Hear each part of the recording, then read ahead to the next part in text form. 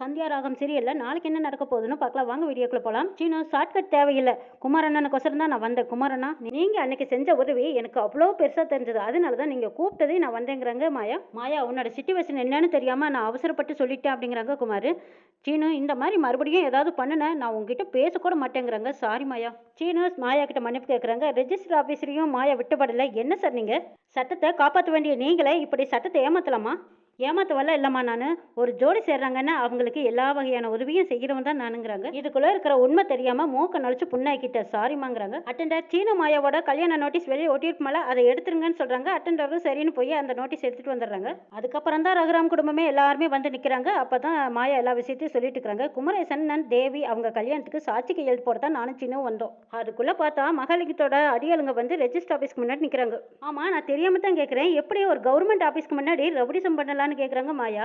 திருன்னு முழிக்கிறாரு மகாலிங்கம். இந்த மாதிரி எங்க ஊர்ல எல்லாம் நடந்திருந்தா இந்நேரம் ஜெயில இருந்திருப்பாங்க. சிவராமனுக்கு கோபம் வந்துருது. ஏங்க, உங்க மனசுல என்னதான் நினைச்சிட்டு இருக்கீங்க? எப்ப பார்த்தாலும் எங்க குடும்பத்தாளுங்க மேல மோசமாவே சொல்லிட்டு இருக்கீங்க. உங்க பிரச்சனை தான் என்ன, அதை சொல்லுங்கன்னு கேக்குறாங்க சிவராமன். இங்க பாருங்க தம்பி, உங்க குடும்பத்தை பத்தி நான் தப்பாவெல்லாம் நினைக்கல. குடும்பத்துக்கு எந்த ஒரு அவமானமும் அசிங்கமும் வந்துடக்கூடாதுன்னு தான் நான் முன்னெச்சரிக்கையா வந்து சொன்னேங்கிறாங்க மகாலிங்கம். நீங்களே யோசிச்சு பாருங்க, மாயா பட்டுப்படவை கட்டிக்கிட்டு ரெஜிஸ்டர் ஆபீஸ்க்கு முன்னாடி வந்து நின்னா யாருக்குமே கல்யாணம் பண்ண வந்திருக்கான்னு தான் தோணும். மணிவண்ணனும் சும்மா விடலையே, அது எப்படி இங்க தோணும்?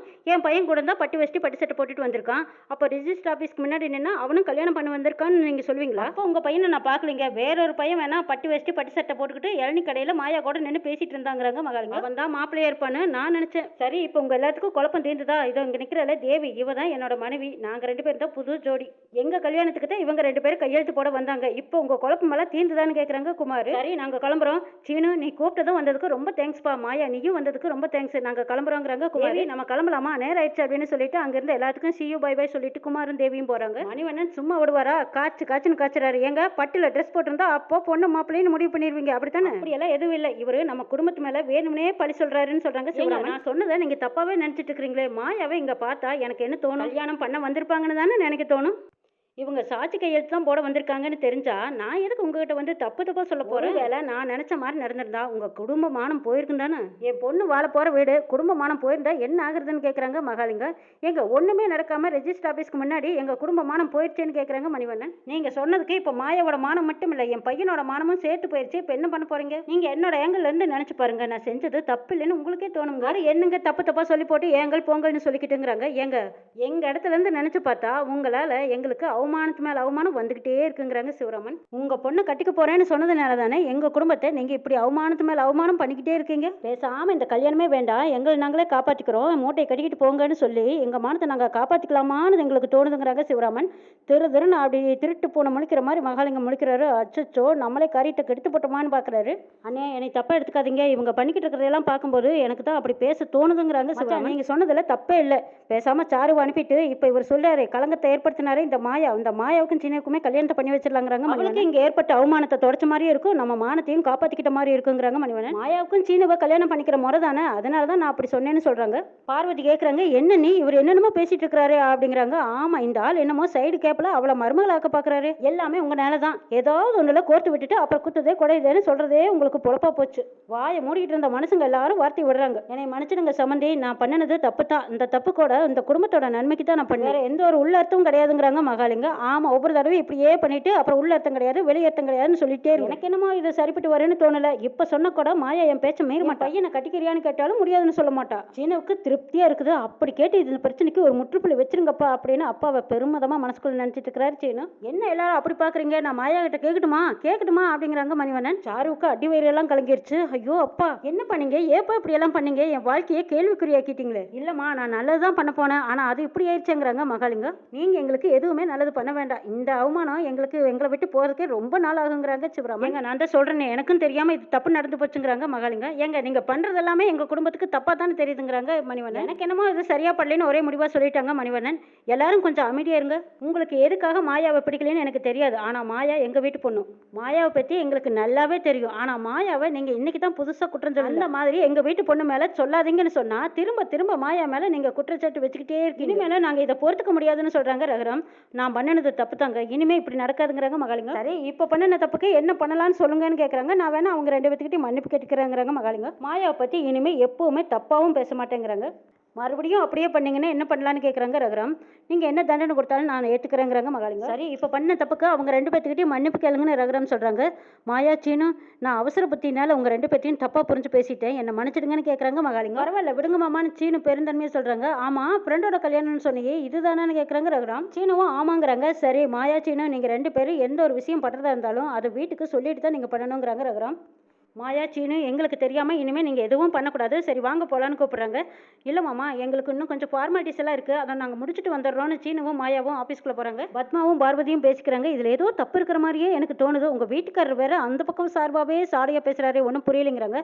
ஆமாம், இங்கே நடந்ததெல்லாம் நினச்சா எனக்கு அப்படியே தலையே சுற்றுங்கிறாங்க பத்மா. இவர் வேறு வந்து குட்டையை கிளப்பிட்டு இருக்கிறாரு. சரி, அவருக்கு வீட்டில் போய் கச்சேரி வச்சுக்கிறேன்ட்டு போகிறாங்க. நல்ல வேலை, நம்ம நினச்ச மாதிரி அவங்க 2 பேத்துக்குள்ள எதுவும் இல்லை, அப்பாடா அப்படின்னு மணிவண்ணன் திருப்தியாக போகிறாங்க. மாயாவும் சீனுவும் குமாரை தேடிக்கிட்டு வராங்க. குமார் அழுதுகிட்டு இருக்கிறாரு. அண்ணே என்னாச்சு அப்படின்னு வந்து கேட்குறாங்க. மாயாவுக்கு கல்யாணம் பண்ணி வைக்கலான்னு வந்து இப்போ இவ்வளோ கல்யாணம் பண்ணிக்கிட்டேன், இவதான் என் பொண்டாட்டின்னு வேற எல்லாரும் முன்னாடியே சொல்லிட்டேங்கிறாங்க குமார். இனிமேல் எனக்கு யார் பொண்ணு கொடுப்பாங்கிறாங்க. இல்லைண்ணே, யாரும் பார்த்துருக்க மாட்டாங்கன்னு சொல்கிறாங்க சீனு.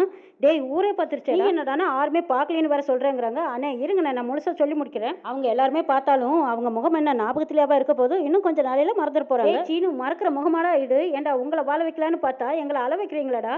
அண்ணே சத்தியமாக இப்படி நடக்கும்னு எங்களுக்கு தெரியாது. அந்த சாருவோட அப்பா இதே வேலையை தான் சுற்றிட்டு இருக்காரு. என்னமோ எங்களோட கெட்ட நேரம் அவர் கண்ணில் பட்டுட்ட, இல்லைன்னா இந்த மாதிரியெல்லாம் நடந்திருக்காதுங்கன்னுங்கிறாங்க மாயா. எப்படியோ நீங்கள் 2 பேரும் மாலையும் கழுத்துமா வந்து எங்கள் பேரை காப்பாற்றிட்டீங்க, அதுக்கு நன்றி சொல்லலான்னு தான் நாங்கள் வந்தோன்னு சொல்கிறாங்க சீனு. நீங்கள் என்னடானா உங்கள் வாழ்க்கையே போச்சுன்னு அழுதிட்டு இருக்கிறீங்களேங்கிறாங்க. டே, என்னோட வாழ்க்கையே போச்சுடா, எங்க யாருக்கு எங்கே எப்போன்னு எழுதி வச்சிருக்கோ அதாங்க நடக்குன்னு சொல்கிறாங்க தேவி. எதுவுமே நம்ம கையில் இல்லையலங்கிறாங்க.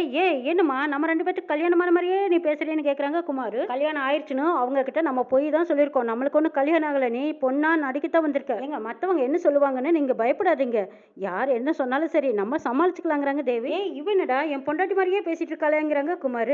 அவங்க பாட்டுக்கு பேசிட்டு இருக்காங்க, நீங்க ஒன்றும் பெருசா எடுத்துக்காதீங்க என்னங்கிறாங்க மாயா. அண்ணே, எனக்கு கேட்டா பொண்ணு தாயை விட இவங்க கொஞ்சம் பெட்டர் தானே அப்படின்னு சீனு சொல்றாங்க.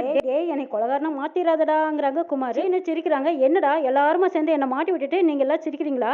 அண்ணே, நீங்க பண்ணின உதவிக்கு ரொம்ப ரொம்ப தேங்க்ஸ். சீனாவும் மாயாவும் தேங்க்ஸ் சொல்றாங்க. இங்க பாரு, தேங்க்ஸ் எல்லாம் ஒண்ணு வேண்டாம், உங்களுக்கு உதவி தேவைன்னா மறுபடியும் என்ன கூப்பிடுங்க, நான் வரேங்கிறாங்க குமார். வா போலாம் அப்படின்னு தேவியை கூப்பிடுறாங்க. மாமா இங்க பாருங்கிறாங்க. இங்க பாரு, மாமா கமான்னு கூப்பிட்டா அவ்வளவுதான் பார்த்து குமார் அப்படி சொல்லி மிரட்டி கூட்டிட்டு போறாங்க தேவியை. சரி சரி வாங்க வாங்க, நானும் பேசாம வரேன்ட்டு போறாங்க தேவி. நமக்கு மட்டும் ஏந்தா இப்படி எல்லாம் நடக்குதோன்னு நினைச்சு சலிச்சுக்கிட்டு குமார் தேவியை கூட்டிட்டு போயிட்டாங்க. ஜானகி மனசு கேட்காம மறுபடியும் அவங்க ஆட்டோல வந்து இங்க சீனுவையும் மாயாவையும் பார்க்க வந்திருக்காங்க. ஐயா, நான் இப்படியா அவசரப்பட்டு பண்ணிருக்க கூடாதுன்னு சீனு கேட்கறாங்க.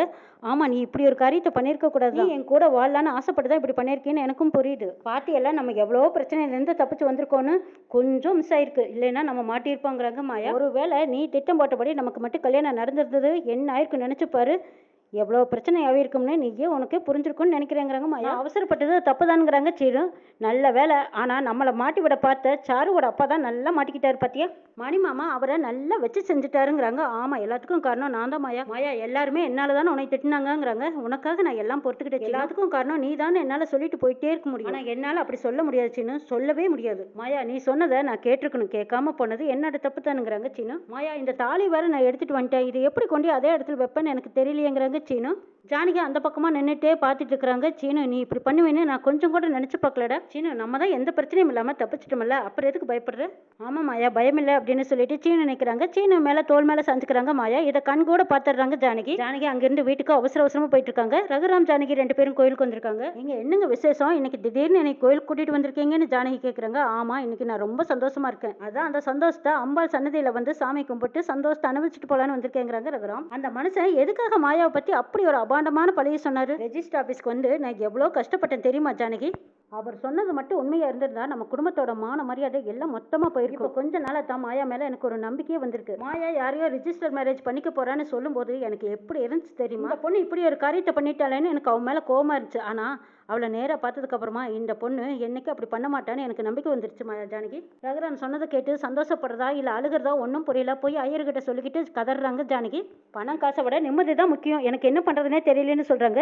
இங்கே பாருங்கம்மா, அம்பாள் கிட்ட உங்கள் பிரச்சனையை கொட்டிட்டு அதுக்கப்புறம் அவளை சுற்றி தீச்சட்டி எடுத்துட்டு வாங்க, உங்கள் பிரச்சனையெல்லாம் காணாமல் போயிடுங்கிறாங்க ஐயர். அம்பாள் சீனுவுக்கும் மாயாவுக்கும் முடிச்சு போட்டிருந்தா அது யாருனால மாற்ற முடியும்? ஆனால் ஜானகி அம்மா தீச்சட்டி ஏந்தி பிரகாரத்தை சுற்றி வர தயாராகிட்டாங்க. என்ன நடக்குதுன்னு நாளை எபிசோடில் பார்க்கலாம்.